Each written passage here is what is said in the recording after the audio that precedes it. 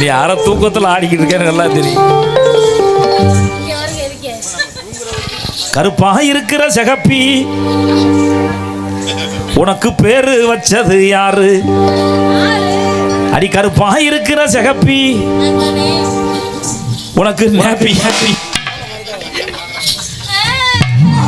நீ சொன்ன வார்த்தை என் காதில் சரியாக விழவில்லை, மீண்டும் ஒருமுறை சொல். கருப்பா இருக்கிற சிகப்பி உனக்கு பேரு வச்சது யாரு? அடி நீ கருப்பா இருந்தாலும் சொக்கி கிடக்குது ஊரு என் ஊரு.